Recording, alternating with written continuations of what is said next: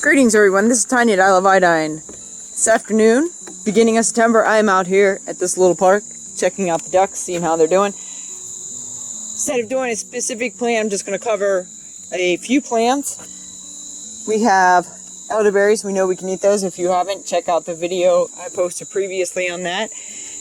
But the big one here is the cattails. Look at all the cattails that are through this. What we have is a pond that runs into a creek and drains down into another pond. So there's a lot of moisture through here. So this whole thing is just filled with cattails. And the rhizomes, well, actually all parts of the cattails at different points are edible.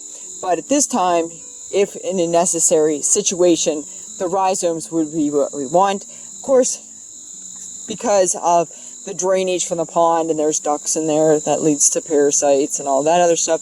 You would always want to make sure you're boiling those things out of there that's in the water. Don't trust that it's a safe place, because all water does have contaminants unless it's been purified. And right next to here we have staghorn sumac. Now these clusters of berries, if you will, I'm putting berries in quotes, we can soak those in cold water, make an infusion, add a little bit of sweetener of your choice, or no sweetener depending on how you like it sour. It's going to make a sumac lemonade. So those are some nice fine choices just in this area. We got elderberries, cattails, we got some sumac-ade, get a little bit of wild food in our system. Now of course, you know, we do have all the trees around here, and there are a lot of trees do have a lot of value as a four-season resource. We will get into that more as we get into the winter, and that is what I'll be covering. But we also have an invasive species called the multiflora rosa. Multiflora rose, multi-flowered rose, however you want to call it. And as you can see, it does produce huge rose hips. Now these rose hips just chew along the flesh, high in vitamin C and ridiculously high. You can make tea out of it, chew on them. And if you're going to do that in the wild, don't spit the berries out, or the seeds rather, obviously the berries. Do not spit out the seeds. Make sure you dispose of them properly. We do not need the spreading more. It is all through here. Nice birch tree through there. And as you can see, I mean, the amount of the rose hips on these are just ridiculous. One, they're incredibly large rose hips individually, but there's just so many. I mean, and that's a large amount of fruits all the way down through here. We have them up here, they're ripening. These are just, you know, amazingly huge. So we can collect those, and there's a lot of things you can do with rose hips. So I am going to make a point to come back and get some, because that is a really big amount in a very small space, and it'll help save the environment. Look at all of these. I mean, they're actually in this tree growing, wrapping around, vining around. So these are the really good resources that we can get in just a small space. So I do encourage everybody, whenever you're out and about, just check out, see if you can identify 5 edible foods everywhere you go, as long as, of course, it's, you know, well, in the winter you should too. I mean, here's a cheat. Around here, white pines are everywhere.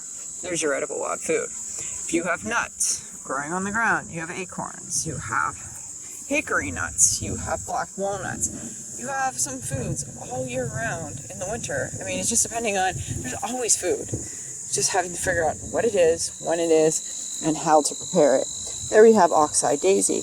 Around this park, there's also, of course, dandelions are everywhere, but there's wild carrots. Do not forage for those unless you absolutely know what they are, because they definitely look like it's a water hemlock, as well as the poison hemlocks, and they will kill you. And I don't say that lightly. So this is just a really small space we've already identified. And of course, goldenrod, you make a nice tea out of that. It does have some medicinal benefits. So it's really just good to get out there and, you know, learn everything that's around you, and do make a conscious effort to identify 5 edible plants every time that you're out and about. And a plant, of course, in this instance, we can incorporate the trees. Nice medicinal as well. It's important to learn these.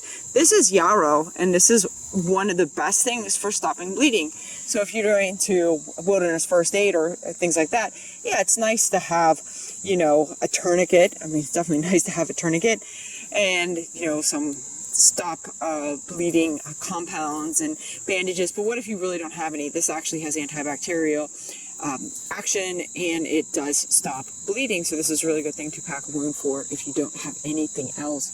And this is often out and about. It's good to identify those. Those are asters as well. Very interesting plant. Up through there is teasel and jewelweed and some other plants. I've been here numerous times, so I'm pretty familiar with what's here.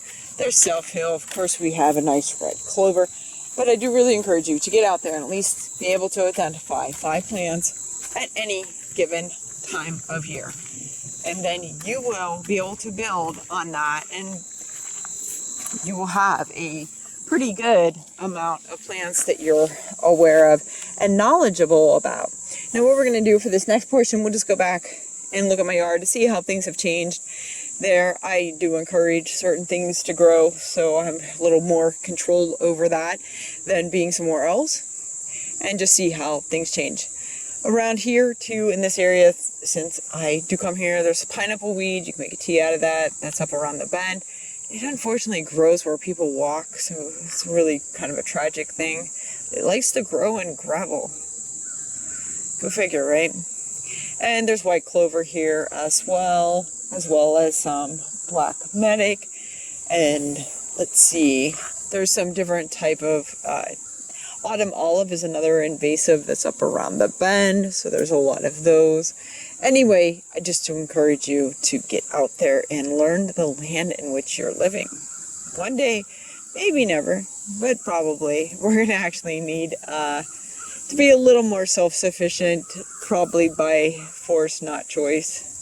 So learn it while you can, and let's go out to my yard.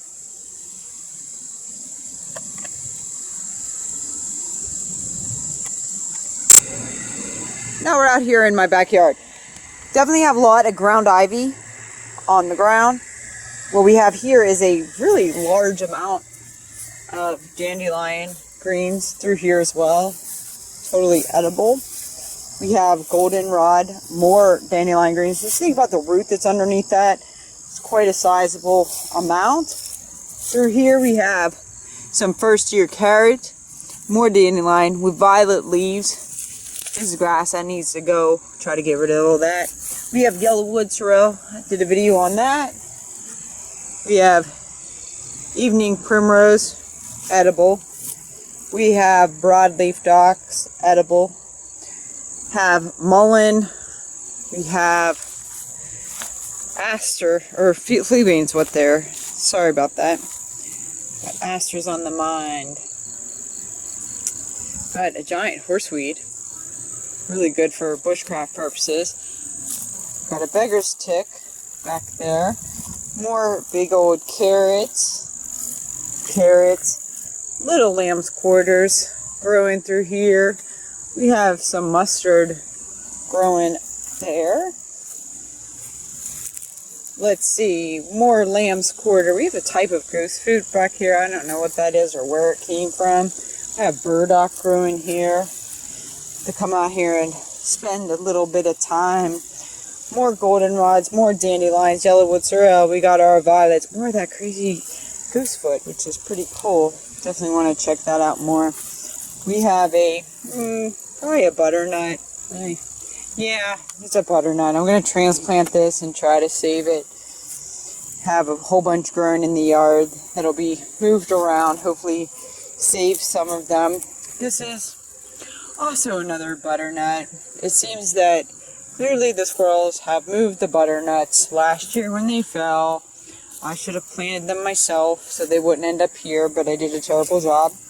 Should have been more deliberate. But anyway, I'll have to transplant. And then here we have another burdock. So through here we have, this needs to go. There's no use for that in my life. But we do have the violets and of course the wood sorrels. And we do have a lot of the lamb's quarter, also known as wild spinach. And we have the docks. You can eat these seeds. The root will be of no value at this present moment, but the first year would be. So this is just some of the things that's growing in my yard. I leave things as intentionally wild as possible. We have more docks growing underneath there. Of course, more of the ground ivy. There's bed straw up here as well that I let grow. This is a cherry tree, but not one that produces anything. Shouldn't have any of those. What is this? Oh, there's a black raspberry growing here. It's unusual, to say the least. I don't think that's going to do very well in no sunlight, and don't know how that ended up underneath there. Up through here is where I took down some of the wild lettuces and things like that, because they were done. They've seeded. We have more goldenrod. Is it impressive? Absolutely not. Is it kind of a chaotic mess? Yes. We have bed straw. This is where I took down some of the sumac. I have a staghorn sumac here. That's good enough. That's a lot of mint through there. And that is a poorly functioning grape. Anyway, that's what things are growing. And then maybe next year I'll focus more about being a little more orderly. But it's about introducing things and moving them around and letting them go where they would particularly like. But it was more important to let this grass, which was sprayed when I moved here, go back to a natural thing. That could be ground ivy, all growing through here, which is so much better than grass because it has a use and it's edible. We have a lot of yellow sorrel that comes up, as well a lot of violets. This whole area will now be covered in violets in the springs with the leaves. I have some goldenrod here that I can get my own. I have some yellow dock that's first year that I'm going to dig up the root. So that was brought here. This whole thing is all ground ivy. I don't have to mow this at all. This just stays the way that it is. Very low growing, maintenance free, very environmentally friendly. I have to mow much less often than my neighbors. And here I deliberately left the bed straw grow so it could seed and it can spread. We have a lot of violet leaves through here. So this is deliberate, you know, rather than feeding grass, which is a complete waste. I have a lot of clovers that grow through here, which can be a food source if need be. Through here I have a lot of carrots, yellowwood sorrel. I have some burdock, first year and second year. We have some self-hill, which is great. We have this that needs to come out. It came from my neighbors and escaped. This is kale, which has been moving around my yard. It's an organic kale that was around the front and it's blowing around. So that's good edible.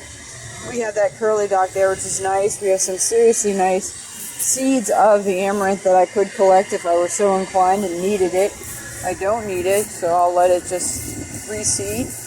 And that's basically it. And then down here I have my little butternuts that I'm mowing around to try to transplant the ones that has the cardboard so I wouldn't accidentally mow it over. This one's got to be pretty big so I don't accidentally mow them. And that is how I had to do it. This one I can remove its border. This one I did remove the border. It was the only way that I could guarantee that I wouldn't accidentally roll it over. And it's my haste. I usually mow when it's basically dark. But that's how I sometimes get things done. Anyway, I hope that helps with identification, and I hope this makes things seem a little bit easier to kind of see everything together as a cluster. You know, we have all the wild carrot here with some dandelions, with some self-hill, yellowwood sorrel, violet leaves, clovers, brown-eyed Susans are here that escaped from my neighbors too. You know, it volunteered itself, and then of course we have these cool wild carrots. Seeds are very useful. I ate some of these yesterday. Alright. Peace and love. Just don't eat plants willy-nilly. Like, the seeds can actually have an effect you might not want. It doesn't apply in my case. But anyway, peace and love.